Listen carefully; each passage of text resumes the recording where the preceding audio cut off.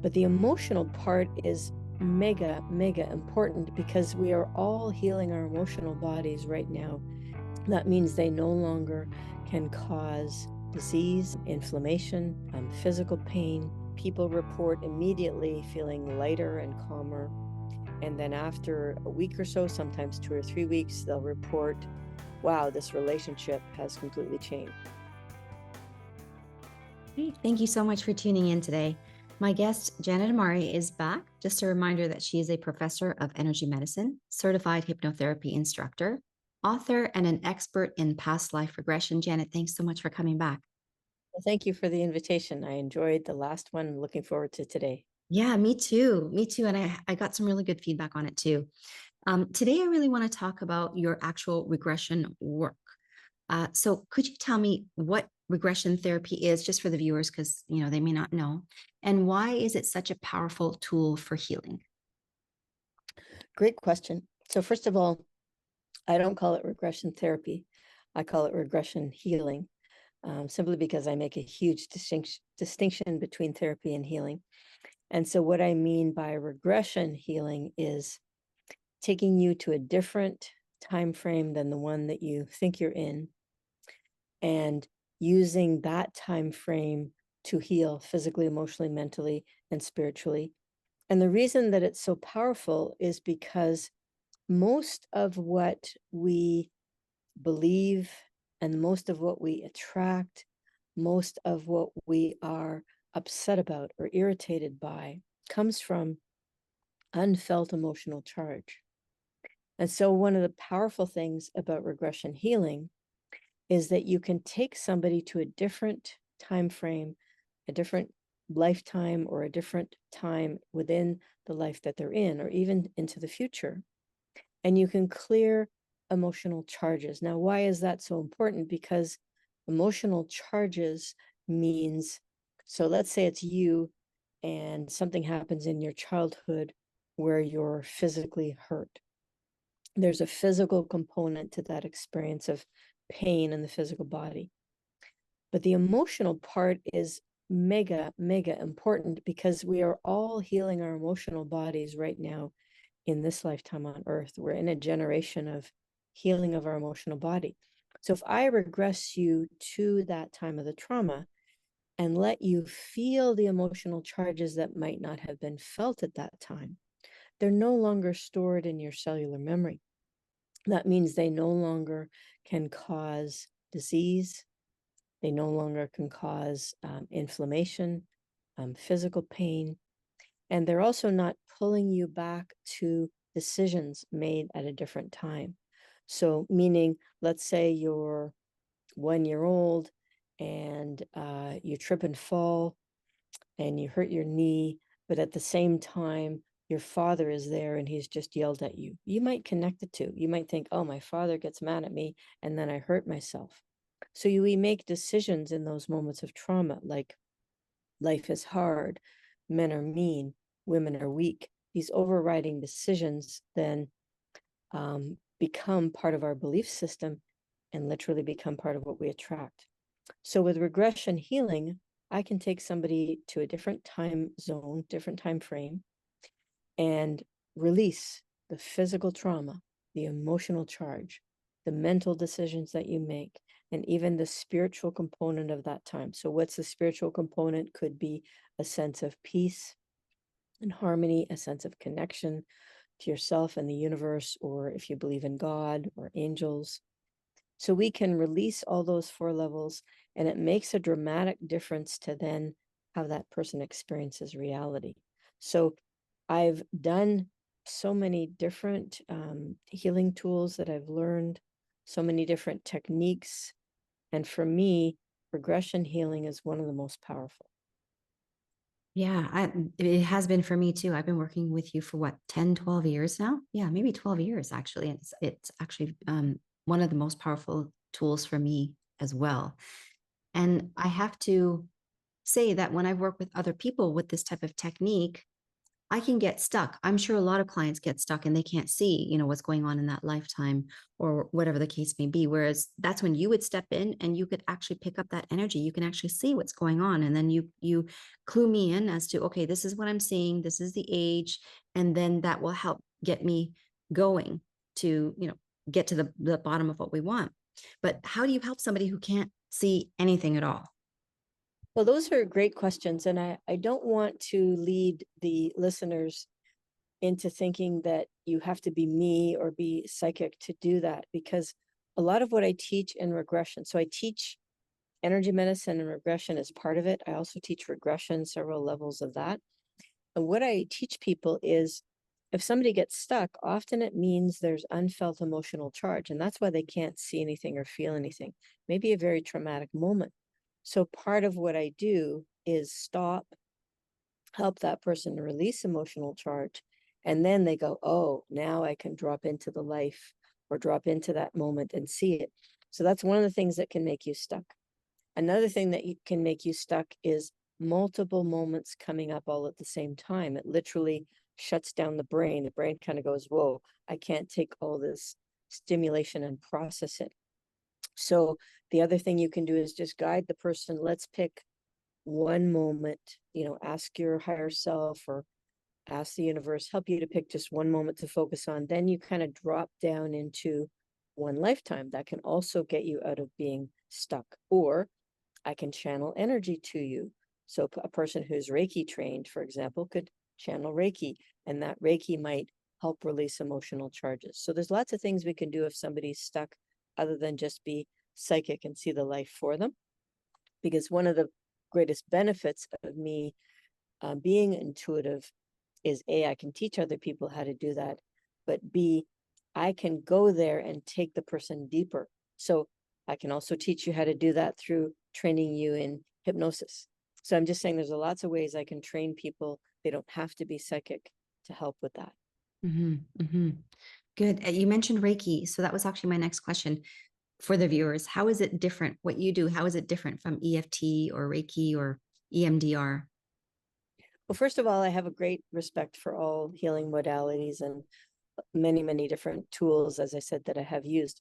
I'm a Reiki master, and I learned Reiki back in the early 90s. And so what I learned with Reiki is it's one frequency of light primarily.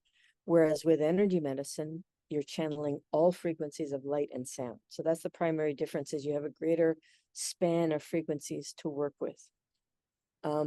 The difference between, say, EFT, emotional freedom technique, is with emotional freedom technique, you're basically using educational kinesiology to release energy stored in the cells, very similar to regression or energy medicine. It's just a different tool that the person has more conscious awareness. What I like about EFT is you can teach it to anybody, they can use it on their own. What I don't like is it's not specific enough. Whereas with regression therapy, you can be very specific to go back to a particular life or a particular moment. And you can also clear subpersonalities, clear karma, clear intergenerational issues, transform the shape and size and heal the chakra.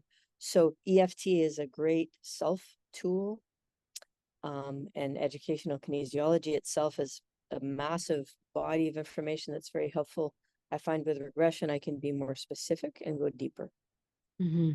Yeah, I feel the same, especially when we're cutting cords with other people as well. Like that's very transformational as well. It needs to be done. So what you do is all encompassing. I love that.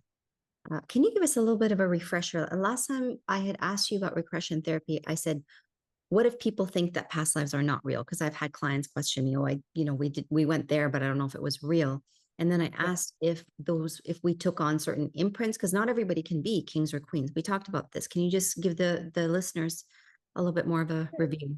Sure, it's a great question because it is a myth in terms of past life healing work. But just generally, what I say to clients is it doesn't matter whether or not we can ever prove that you had that past life. Because what I can prove is that by going there into what seems to be another moment or another lifetime, it is a mirror of something going on in this life for sure. Meaning I'm still amazed after doing this for like 40 years, how somebody can have a series of things going on in this life. I regress them and they go back into a series of 3 or 4 past lives that is a complete mirror of what they're experiencing now, but a completely different scenario, completely different situations, or even the opposite situation. I'll give an example of that in a moment. So I can't necessarily prove it, although research, there have been situations where people have proven a past life by looking up birth records, etc., and history of people. But I can demonstrate that by me regressing you with this healing technique, it changes the present life. People report immediately feeling lighter and calmer. And then after a week or so, sometimes 2 or 3 weeks, they'll report, wow, this relationship has completely changed, or my feelings about work have changed, or my feelings about money have changed. So I can demonstrate that it's a very powerful healing tool for changing the present life. And isn't that really what we're working on anyway? So the example I wanted to give is sometimes what happens is you go back into past lives in order to get what I call a new imprint or a new possibility. So just yesterday, for example, I was working with somebody with past lives, and pretty much every time I've regressed them, they've gone into traumatic moments in this life or trauma in past lives. But this time, their issue was about scarcity, money. They wanted more abundance in their life. And it was very magical session because we went into 3 past lives where this person so the person's probably about in their 40s right now in this life. They went back into a life where they were a young girl, about 8 or 10 years old, then a life where they were a young boy, about 9 or 10, and then a man in his 30s. So completely different beings than in this life. But what was magical is every single life was great.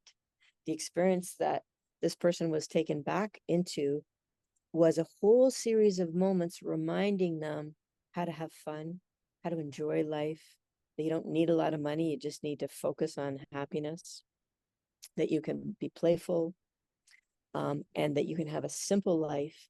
And what it did was, it was like a gift from her soul reminding her, hey, you've gotten lost in materialism. You've gotten lost trying to duplicate what your parents had, and maybe it's not really what you need or want. And so that's one of the things I can say for sure when you ask about proof, have we gone into the past life, is my proof is that by going into those lifetimes, she got great insight, it inspired her, and she literally said to me, my heart feels more open. As I sit up on the table afterwards, I feel lighter, I feel more hopeful, I feel my thoughts have been transformed, my whole perspective on life is transformed. So Shalina, that's what I can prove. I can prove it makes a difference for people. So I say to people, don't worry about whether or not this is a real past life, because that worry is going to keep you from going deep. But for sure, you're going to get transformation. Mm-hmm. And that's the thank goodness for the subconscious. It'll take you exactly where you need to go, right? As long as you're open to it. Okay, so what about people who say that that there's no such thing as time? So how would we explain to them that, you know, we're going to the past? I totally agree. There's no such thing as time. I describe in my energy medicine classes time as a circle. So up here is today, this moment, and then we have our future 20 years from now. If we go back on the circle, we have a series of, we'll go back into our birth and then a series of past lives, but they're all happening in the same moment. However, when we come to Earth, on the Earth plane specifically, this planet, as far as I know, the only planet, we go through a veil of forgetting. That's how it's often described. And that veil of forgetting means while you're in heaven and you're looking down and planning to come here and individuate into a body in a mother's womb, you have complete awareness. You are aware that time is an illusion. You're aware that everything is happening in the same moment. we come to the earth plane where time and space are literal and logical sequential. And so as we go through the veil of forgetting, we forget that we are a soul individuating into a human body. We forget about heaven. We forget about our past lives, most of us, because we're meant to come fully into this life and do earth, right? Live in material reality, live on a planet where there's free will, etc. So here we're in an illusion of sequential time, and we're in an illusion of space. Now, there's people like you and I, Sholina, who can collapse time and space. Like if I'm working with a client in the UK, I collapse time and space, and I can literally go there, be in the same room with them, sense what they're thinking and feeling, scan their body, etc. So some of us have retained that ability or remembered it or rebuilt it. But that's how I describe it to people, as I say, yes, you're right, time is an illusion and it's a circle and it's all happening at the same time, but let's play with that illusion in terms of past lives. You can call it another lifetime if you want. You don't have to call it past, but it's really just semantics. Again, the bottom line is we can utilize it for healing. Yes, no, I agree with the language as well. And so isn't it also that if I'm healing something in this lifetime, I'm also healing past lifetimes as well, even though they're happening at the same time, right? So if we go back and I change the lifetime of a lifetime of, let's say, I was taken as a slave, we redo that whole scenario, we create something different for that person. We've changed it on a permanent basis now, right? Well, we change the energy frequency of it. So, we don't go back into past lives and create, for example, that you don't have your children, or you don't have those parents. That's typically not how we change it. We change the energy frequency, the overall outcome of moments, by changing your thoughts and feelings and the cellular memory. So is there a difference in the Akashic record after you do regression? Absolutely. Again, because time is an illusion, of course, you're going forwards and backwards in time and changing everything. But we're not changing, say, your genetics or your parents, etc. We don't have to change that in order to give you transformation.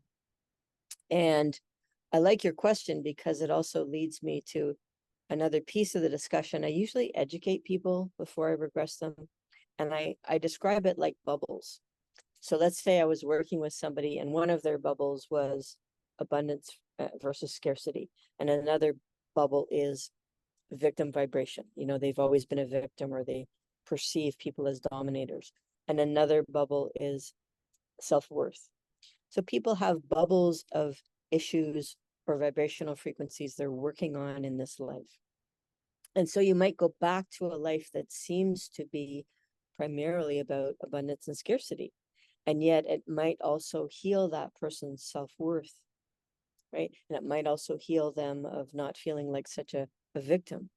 And so when we're working on one bubble, it typically overlaps with the other bubbles. And that's sort of how I describe it to people, because people will say to me, well, how many sessions will it take? And I say, well, you've got this bubble, this bubble, this bubble. As we heal this one, we might affect the others, but we might need to also focus on those. And I also say you don't need to go to every lifetime, because most people on Earth right now have had, on average, about 350 lifetimes on the Earth plane itself only, not including our lives with other planets and our lives in between lives, etc.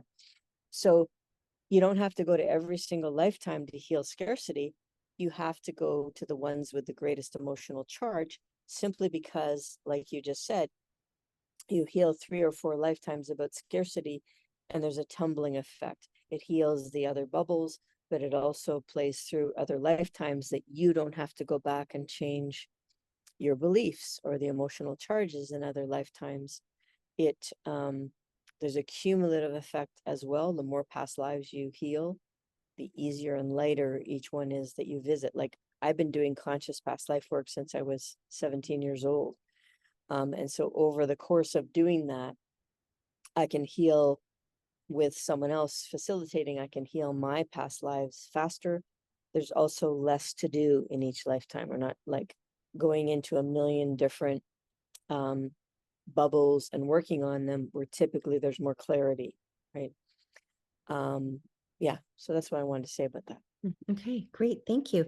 And I've done, I guess, I mean, regression, the term regression is just taking you from one state of consciousness to another, right? Is that what that is? That would be taking you into an altered state. Altered state. But if you want Regression to, is where we move through the timeline. oh, I see. Okay, yes. Thanks for that clarification. So we could also do this to go and visit your future self, right?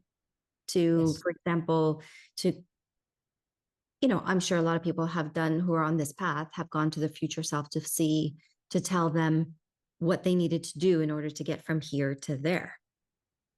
Well, one of the ways in which we use regression healing for the future self is, let's say you came to me and you said, Janet, I'm about to do a speaking engagement a month from now.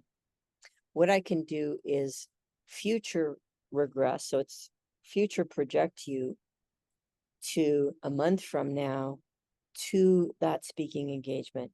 And you'll experience the fears that you might have, or the feelings you might have, or the challenges you might have as your persona today when I progress you to that moment a month from now. Then we can clear those fears and charges, and then we can change the reality and give you a new imprint. We can imagine what the best scenario would be. Then when we bring you back, you'll feel completely different about that event that you're going to do. Yeah, it's an incredible tool. It's an incredible tool. I love it. I love it. You mentioned the Akashic records. So some people say that, that's a completely different thing. And then they go in and they do certain readings for the Akash. But I believe, I think you believe this too, that all the work that we're doing in these altered states is clearing the Akash, right? Everything is part of the Akash. Well, the Akashic records, I think I said in our last podcast, were created by the divine to help us to focus on our evolution and progression. So they're a tool. So of course, if they're a record of every dimension of each being that comes to the earth plane, then of course that record is going to change when we do healing. That's part of the purpose of it. And because we're working on basically 4 levels, but now I've started working on in other dimensions as well. But we change the physical, emotional, mental, spiritual landscape in somebody. That's going to change their Akashic records, but also their what I call future projections, meaning every contract you make with yourself or with the divine, every time you set a goal or write down an agenda, you're affecting your Akashic record. So you're also changing the future through doing the healing, the future potential. So on this particular day, if we did healing for somebody who's writing a book to give them more sense of self-worth, to clear their fears about it, then their future projection of that is going to completely transform. They're going to feel differently about it, think differently about it. And the potential for it to happen is going to be different. And you have to remember, like the internet, the Akashic records is, I call it the etheric web, like that we have our web on Earth. There's also an etheric web where everything is connected.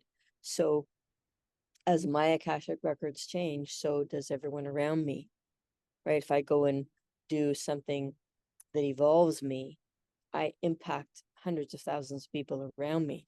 So as you heal something and your potential becomes greater, as you have a thought, which is, hey, I could have a $3 million home, you affect the mind field around you, therefore you affect the potentiality of everybody around you. So I firmly believe that the healing work that I do is transformational for the person, but also for the family, the earth, the universe.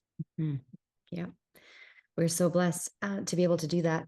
I want to talk about one of my favorite topics is the regression work that you do to, from pre-birth to after birth, like that whole timeline. Yes. It's such incredible information. I love it. I love this topic. So why don't you go ahead and tell us first, like what it is exactly? Okay. How many days do we have? Take all the So time much, you so much need. I want to share. There's a lot to say, but let me tell you the most poignant pieces that may be really helpful for our listeners. So one of the things that I find fascinating, and I discovered this by doing rebirthing. Most people call it rebirthing when you go back into the time in the womb and help somebody to change the birth process. But one of my most favorite parts about it is that everything that happens from the moment of conception while you're in the womb to the time of birth, what I've discovered is that shapes the rest of your life. Now, on one level, it's kind of like, whoa, like, how can that be? And it's also kind of sad to think about, like, wow, everything that happens during that time affects us so much. But it's also exciting because it tells us there's so much potential in going back and healing those moments. So what happens is, as an example, if during the process of being in the womb, let's say we're in the particular trimester where the baby's really growing, and there's a phase of life in the womb where the body is physically growing and the nervous system is being built and they're individuating into a human being. During that time, there's a moment when the baby begins to feel too big for the womb, right? And begins to want to be released. There's a moment like that.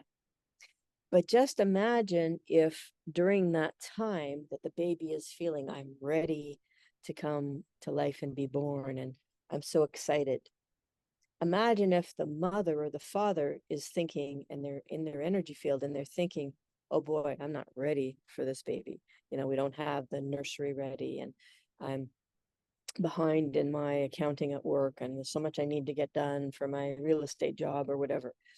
If during that time the baby gets a message, especially from the mother, I'm not ready for you, you need to hold off, or I'm not as excited about the birth as you are, the baby gets imprinted with a dual thought, which is, I'm ready to move, but everything around me is not ready for me and not welcoming me. That gets infused into the cells of the child, every cell of the child, and becomes holographic, meaning any part of that experience that later on in life reminds the being of that moment brings up the whole hologram. So what do I mean specifically about that? So then the baby's born, becomes 6 years old, 10 years old. Let's say it's in school. And the part of the hologram that comes up is it's ready to end public school and go into high school, or it's ready to stop letting its mother, give it a bath and brush its hair, and it's ready to dress itself. But it remembers that moment in the womb, and the feelings surface again of, oh, I'm ready, but everybody around me is not ready. I'm going to be held back. And then the child goes into basically an illusion that what it's remembering from being in the womb is real. So the child might be thinking, oh, I bet my mom's not ready for that. I bet my mom doesn't want me to dress myself and brush my own hair. It's in an illusion that comes from that experience in the womb, and it holds the child back. So if you're understanding what I'm saying, Sholina, the moments in the womb begin to shape every time we create change in our lives, and especially the birth process, because for many beings, when they come into the birth canal opens and it moves forward, but then it contracts and they get pushed back, and then it opens again, expansion and contraction. Even there, the baby takes on beliefs about the feeling of expansion and the feeling of contraction, and that gets infused into their life as every time I want to make a change and get bigger, something holds me back. So I will get adults coming to me in their 30s saying, I have this weird phenomenon that every time I'm thinking about buying a bigger house, having a bigger business, having another child, I have this feeling like I can't do it. And magically, often it comes from those moments in the womb where it had that experience of expansion and then contraction. So then that's part of the power of doing rebirthing, as we take them back into that moment we release the charges and the beliefs, and then we redo or have a new imprint of their birth that's easier. And I have done that so many times, Sholina, and it is a profound change that happens for that person. I believe you. And I am a living example of that, because if I can share my story too, when we have done this type of work, we've done it a number of times. But one aha moment that I had, I will never forget this. Um, when my mom was pregnant with me, I was promised to my uncle if I was a boy, because my mom already had a boy. My uncle and his wife had lost two of their children, and he raised my mom, so she felt obligated to say yes. But throughout the pregnancy, she was in terror of having to hand over this child, boy or girl. She could not give this child up. And I felt that terror. So I did not want to come out. I gave her 3 false labors. I gave her such a difficult time. I did not want to come out of the womb. Finally, when I came out and she realized that I was a female, she was so happy that she didn't have to give me up. But that carried me through in terms of my patterns. And it used to be a lot less now, but I'm very much aware of it. I would be in situations or relationships that I would just take and take and take and take. And I'd be the fear of having to move out of them. I was like, there's no way. I had to be pushed out or kicked out or hitting a brick wall before I realized that, okay, it's probably time to go, you know? So I'm much better at it now. But ever since I realized that, I can see the patterns everywhere. And I've made such a shift in my life because of that. It was crazy, really I mean, incredible. and it still amazes me, no matter how often, how many years I've done this, it still amazes me the amount of transformation you can create in somebody in literally 20 minutes using regression. And again, that's why it's my number one tool that I use, along with energy work, along with hypnosis, and along with coaching and counseling to help somebody to integrate those shifts into their life. But I agree with you, the prenatal work and also work on conception, the moment of conception also.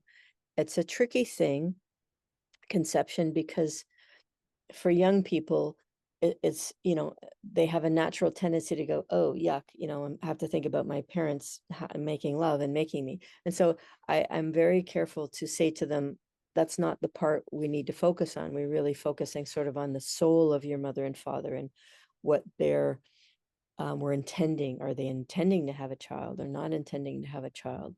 What was going on for your father and mother at that time? Were they poor? Were they wealthy? Did they plan your birth, etc.? So I have them focus on those aspects, not the aspect of two people coming together and making love and creating the child. But the moment of conception also is rich with healing opportunities, because I firmly believe that if a child is wanted and planned, huge difference in what it's infused with, as opposed to a child that's an accident or unwanted. And the more conscious awareness that the parents bring to intending the child, imagining its gifts and talents, imagining its purpose, makes a difference to the soul that comes into that body, etc. That's something I could talk about for days. It's a real passion for me to change the thinking of people about conception. And again, it's a great place to go to do regression healing. Hmm. Yeah, it's unfortunate that parents don't have that education or that understanding that we need to educate parents, people in general, about the responsibility and power, not in the negative sense, but how much you hold when you're bringing another life into this world. And it's a huge responsibility before they even get here. But people don't realize that. I agree with you, Shalina. It's one of the things that I'm focused on teaching now and talking about in my energy medicine classes and with my clients, is first of all that most of us have become multidimensional without understanding it or knowing it. And because of our multidimensional nature, we have even more power in our creative potential. Most people don't realize, A, you can have an orgasm in every chakra in your body, not just in the second chakra. B, that every time you have an orgasm, you're creating something. Like you're creating literally through that process. So be careful of what you're thinking and feeling in that moment. And C, it's also been shown scientifically that, let's say you're the woman, right? And you're making love with a man. But if in that moment you're thinking about another man, it's been shown that the other man's DNA might get infused in that baby. Like, isn't that amazing? I mean, there's scientific documents, there's all sorts of evidence to show that just our thoughts about somebody brings that in. In other words, we think DNA is scientific physical. It isn't. Energy is energy on all levels. It's not just physical in the sperm and the egg.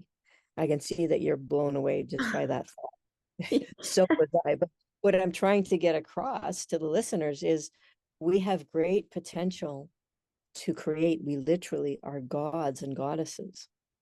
And I agree with you. I mean, I talk a lot in my classes about ancient Egypt and the sleep temples where they were trained in self-hypnosis. They called them sleep temples, what we now call hypnosis. And they were also, men and women were divided, but in the same temples for a year, coming together. They were chosen, man and woman, to come together and to create conscious beings. And they prepared for a year to know how to use their energy and their chakra system and to build their ka body to create a being that was strong and vital, but also with particular characteristics. So we on Earth have had times on Earth where we were consciously creating, and many people are aware of that and are utilizing that. Tantric sex, that's a component of tantric sex. However, I do believe that if we paid more attention to that process of consciously creating beings, we wouldn't need people like you and I to heal. First of all, we wouldn't have so much trauma. And if we were doing water births, that's a whole other topic that's proven to be less traumatic for the mother and the child.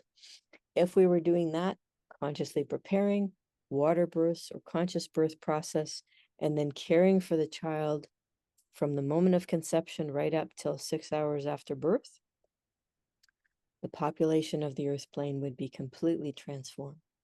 That's where I'd like to focus. And then I'd love to be able to focus on the conscious education of children from that moment, 6 months after birth to age 6, because that's when most of our major trauma is laid down, that we then spend the rest of our lives healing. Imagine if we didn't have trauma during that time. Imagine if we were consciously birthed and consciously raised. And we have examples of that. For those of you who are familiar with the Oneness University, Sri Amma Bhagwan, Sri Krishnaji, Sri Preethaji, both of those couples consciously created their children, and their children are astounding beings that are changing the world. Even Chris Griscom, whom I met, who wrote the book Time is an Illusion, Ecstasy is a New Frequency, she consciously birthed her son Bapu.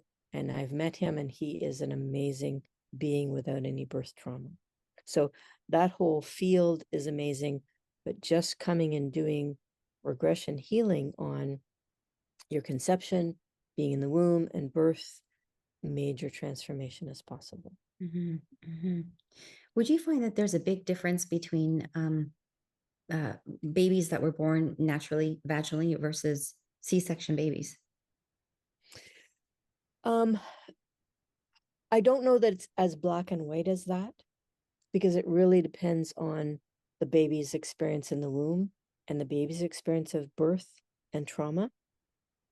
But definitely there's trauma available from having a C-section. I'm just saying there's also trauma available from being birthed naturally. It's more the consciousness. It's more what you're surrounded with. It's more, the first words the baby hears, the welcoming of the mother and the father, the doctor, etc. Even the lights and sounds in the room can have an effect. So it's not black and white that C-section is worse than natural birth. It's what happens during those experiences that matters. But also, we would take into consideration that if a baby is born naturally, it's ready, it's preparing to come out. Whereas with C-section, this baby has no idea what's going on, right? So it's a little bit more And shocking. remember, there's also children that are induced like myself. So Mm. believe it or not, here's the story. My mother and father paid $1,500, which was a lot of money in 1958 when I was born, to have me born in the private pavilion, I believe my mother called it, at, the hospital in Toronto. But the doctor came to her before my birth and said, "Hey, I'm going on vacation. I'd like to induce you," believe it or not. So I was induced because my mother's doctor was going to go on vacation. Like, blows the mind that somebody would ask that of somebody. But anyway, so I literally remembered the taste of the chemical in my mouth when my mother was induced. And I remember the force of being induced. So for the first probably 18 years of my life, I literally ran everywhere to be on time because I took in the idea that if I'm not on time, I'll be forced, right? That's what I believed. I remember one time when I was like 8 years old, I was eating an ice cream cone at lunch in my mom's home. I looked at the clock and it was like time to run off to school. I threw the ice cream cone in a chair and ran off to school because I was so afraid of being late. So that's how it affected me. And when I was 17 or 18 and I did regression healing with Ian Curry, that's one of the first things that we healed. And I realized that the impression that I had from being induced. But it also later on, how it affected me is I had this belief that everybody else could have vacation and I couldn't. It was a very interesting phenomenon because the doctor got to have his way of my timing. And so I believed everybody else shapes the timing of my life, not me. You with me? Wow. Because I Yeah. was So all of a sudden, when I was in my 30s, I realized, oh, right, like I have this idea I can't ask for vacation when I want it, but everybody else can. Where does that idea come from? My birth process. Literally to the point where, as an adult, my own family doctor, my new family doctor, she was going on vacation and I had a wake up call. Oh, I'm seeing it everywhere. Every doctor can have vacation whenever they want. I can't. I mean, I just saw it, the pattern. It was a program from being induced that had become a pattern. So I'm just saying that also can create trauma. So a C-section can create a lot of trauma for the mother, especially if the mother's planning a natural birth and wants a natural birth. It can cause trauma for the baby because it's going to be born at a different time. But I do believe that the soul knows that. If the C-section is planned ahead of time, the soul knows this mother is going to give birth to me through a C-section, and you'll get a soul that's okay with that. But if it's a surprise C-section or surprise induced that the mother is planning a natural birth, that can be very traumatic for mother and child. But even if it's a surprise, doesn't the baby know on the other side that there's a great potential for that? Not necessarily, because we have free will. I mean, it knows before it comes in, but it might have chosen those parents long before the birth process, right? And thinking it's coming for a natural birth, and then last minute it's induced or there's a C-section. That Oh, also. wow. I've had clients that I've helped them with a water birth, helped them prepare spiritually. Last minute, they were rushed to the hospital and it was C-section. So I'm just saying there's all sorts of permutations and combinations of how a birth can happen that's not planned in that way. Fascinating. Okay. Wow. Okay. Thank you for sharing that. I think we talked about sometimes when things are going wrong with, for example, technology. I have a really big thing with technology. You know, this is not new to you. Or if there are blocks in terms of finances, things not, moving. You've said to me in the past that, okay, some things are related to the father's side and some things are related to the mother's side. Can you talk a little bit about that? Sure. Generally, issues with your mother will manifest as health issues. Issues with your father will manifest as issues with growing spiritually and awakening. And issues with the mother can show up as blocks and barriers. So, meaning if you have an issue with your mother, there's not complete harmony and love, you're upset with her about something, or she's upset with you, that can show up as an issue in your health or barriers and blocks in your life. That's one way. So, you mentioned technology for you. It can be that. It can be your relationship with your mother or your father. It can also be vibrational. Some people have issues with technology because their vibrational energy shuts down technology. So we have to work on that. What can also happen is it's a message from the divine that's not your purpose, right? So your divine can speak to you by having machines shut down to say it's not your purpose to do the technology. Hire somebody from that for that. Your purpose is elsewhere. So that can also be the reason. It can also be something in the energy field in your home. I know that's not true for you because you've moved several times. I'm just saying for some people, technology doesn't work in some homes because there's ley lines or there's a major magnetic force or an underground cavern, etc. So just trying to give the listeners a range of possibilities to look at if you didn't have good energy happening with technology or you felt blocks and barriers. And then the final one I want to mention is just karma. For some people, things don't work or there's lots of barriers or they can't heal something because they have karma and they need to clear that first. Okay. Okay. Just to go back for a moment about the mother. So blocks relating to the mother. But if you did have a great relationship with her and yet you're still having blocks, does that mean that well, what does that mean? You could look at intergenerational issues. So let's say it's you and your mother. You could also look through the maternal lineage, your mother's parents, mother and father, and their lineage. Sometimes it's intergenerational. So the block is not with you and your mother, but it's further back in the heritage. So you said blocks and barriers with your mother, and it can also be something unconscious, where maybe, let's say your mother's on the other side, she's already died, and you find out that you unconsciously don't revere your mother. You think she was powerless. You think she was a doormat, let people walk on her. So you might have loved her and been had harmony in relationship, but you have unconscious thoughts and feelings. That can greatly affect you if you have those unconscious thoughts about your mother. On the other side, she will definitely want to heal that, and that can retard your progress. Okay. Very interesting. Okay. What did you say the father wound was? That was There is more about spiritual growth. mhm. Father is more about practical things, like you can call upon the divine masculine for more money in your life, for things to move forward. So generally, it's about spiritual growth. Mm. And moving forward, taking action as well, right? Yeah, Okay. practical.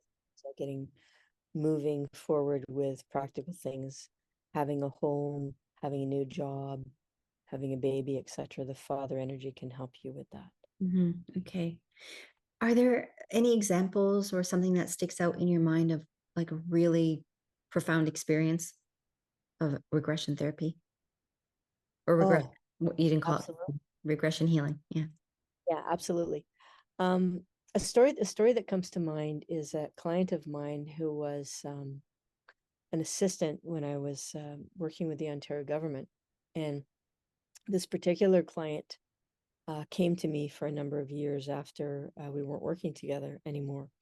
She had moved on and she was a professional and very successful in her work. She worked in human resources and organization development. And she came to me and she said, Janet, can you help me to learn how to facilitate better? And I said, sure, I've been teaching for years. I can teach you facilitator training, but what is the issue that you need help with? And she said, well, I go into organizations and I help them with their human resources, their compensation plans, etc. But she said, I'm really good at the work that I do, but I can't sell new business. When it comes to the meeting after the fact, I just shut down. And she says, I see other people at the meeting, they're expressing themselves and they're saying things that I'm thinking, but I just can't talk. So I said, in order to heal that, I think what we need to do is some regression healing. So she said, sure.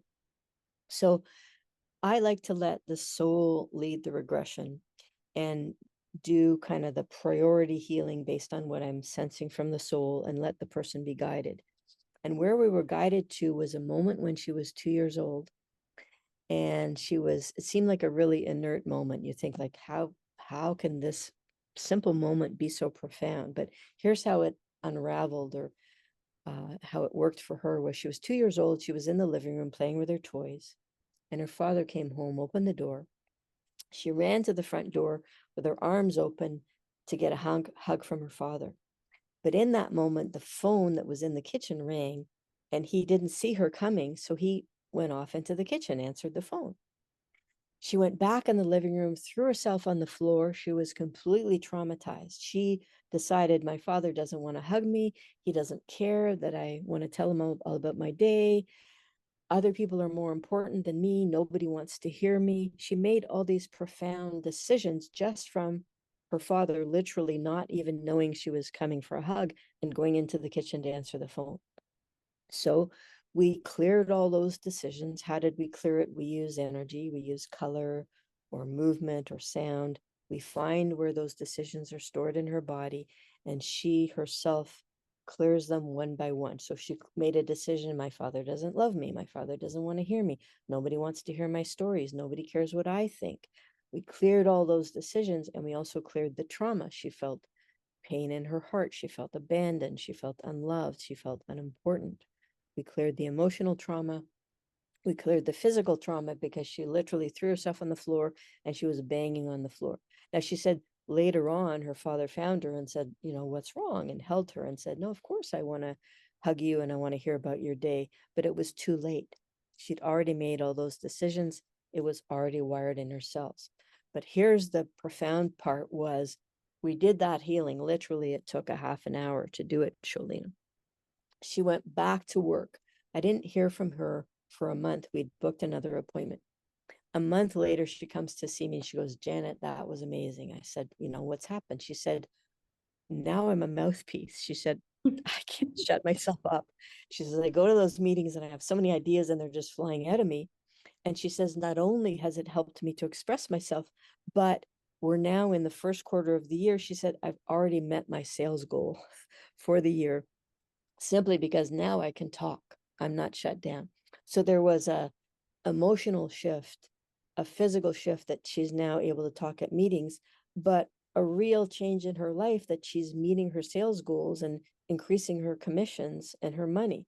Like, to me, that's a lot of transformation in 30 minutes. And then she came back and we discovered there was a program that was the program, that was the moment of the program, but it was repeating in a pattern. But it was also changing her relationship with her husband and her children. So we worked on, another bubble. We had worked on the bubble of her not expressing herself.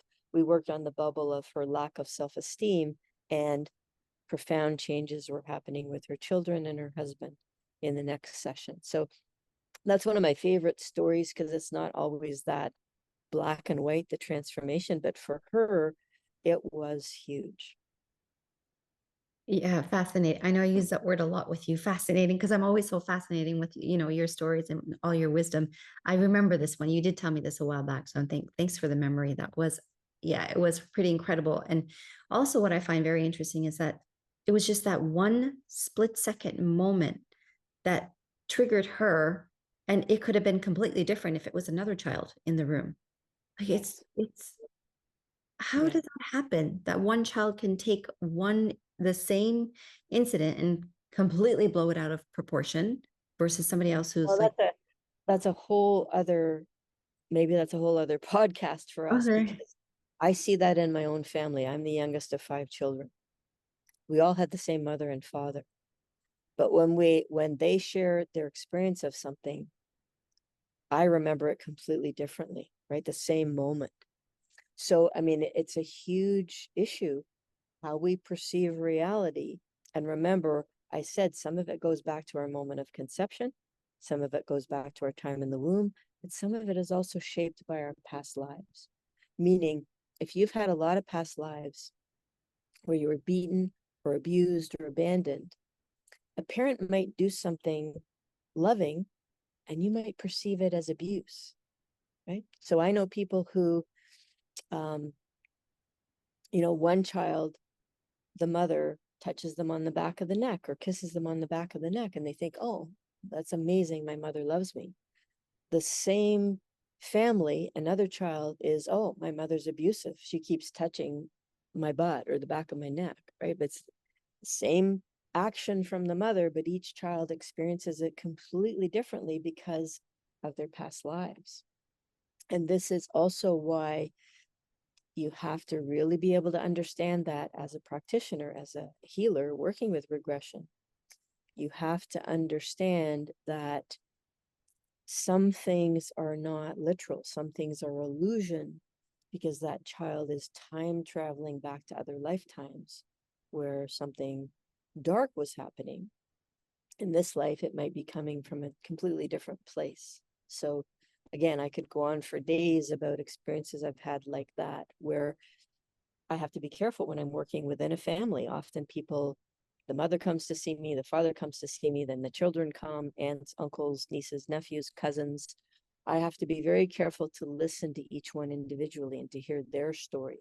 It might be the same moment, the same family event, but they all experience it very differently. And as a healer, all that really matters is you help that person heal their perception and their moment. You can't focus on the literal because that really doesn't matter. What matters is what they have laid down in their cells from that experience. Again, that goes back to our earlier discussion about, does it matter that you actually had that past life? No, not really. What matters is how it shaped you and how it's shaping you now, how it's holding you back or moving you forward. And so that's what I focus on in the healing is I ask them a lot of questions. What do you want in your life? Where are you moving? Where are you moving towards? And I don't imprint things for them. I let them choose the imprint and recreate reality as much as I can. But I can see for many people the limitations. And often I'll say to people, you suck at recreating life because you have a limited repertoire of what's possible. So I'll jump in and give other possibilities. And often people are like, wow, I never would have thought of that possibility because it's, not in their life experience. So that's also part of how I train people to do regression healing is I train them, you need to really get good at helping people with the new imprint.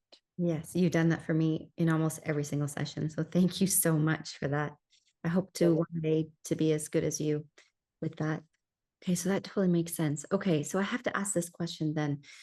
People who have experienced sexual trauma will say that they don't want to go to a regular psychotherapist or counselor or whatever if they haven't experienced that. But in your particular case, being an energy medicine healer, how would that be different for somebody who feels like you can't understand them and their experiences? Yeah, I'm not in that boat. I am not a believer that you have to have experienced something to be able to heal it. But some Absolutely. victims, not victims, some people feel like, they can only go to somebody who has experienced that. So I would like to open the door for them to come to an energy medicine practitioner who doesn't necessarily have to have the experience, but can totally relate and feel and heal. Yeah, and I guess, it's a good question in terms of past lives because I've had past lives as a mother with tons of children. I've had past lives as a man. I can relate to almost everybody because I have conscious recall of those past lives. But I don't really need that to help somebody heal. What I need is compassion, presence, willingness to be present with somebody, and the ability to see what they have laid down physically, emotionally, mentally, spiritually from that moment. I think sometimes it actually gets in the way. If you're an abused person, sexually abused, and you're working with somebody who is also sexually abused, if they haven't healed their abuse, they might make the mistake of jumping on the bandwagon of, oh, that's a horrible thing that happened to you. And that's the worst thing you can do with a client is to affirm to them that they've had a horrible life or that, the thing that happened to them was horrific. You can actually traumatize them further by jumping on that bandwagon. So I could make a case that having that same experience might be a negative. But what really matters is your ability to be present and to help them to release the energy on the 4 levels and to bring in a new imprint if you're doing regression healing. But I think if I think about just doing energy work, I don't need any of that, right? Because you can read the energy in the body, you can read the energy in the aura, and what you're doing is pulling stuff out and pulling new frequencies in. So you don't need to know any of the stories or have had a similar story. You just need to be able to be vibrationally attuned.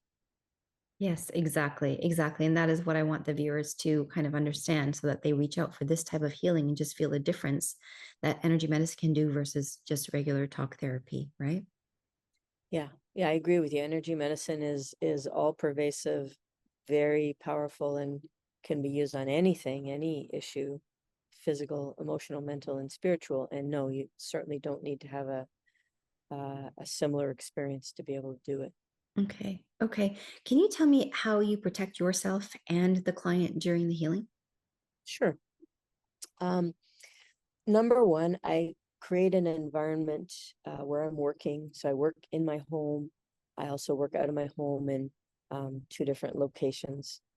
I energy cleanse my home and those locations. I protect it using Reiki symbols. I also have what's known as biogenesis tools.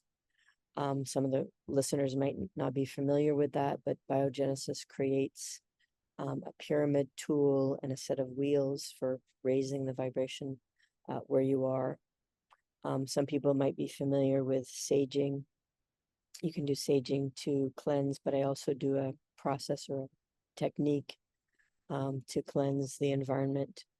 And then what I think is number one is opening a coning, Coning, and that means to me bringing in spiritual help, right? So I have my guides and teachers. I bring in the clients' guides and teachers. I bring in beings from the angelic realm or archangels. You can bring in the Christ consciousness or really whatever you believe in. I believe that's number one, is bringing in help in other realms.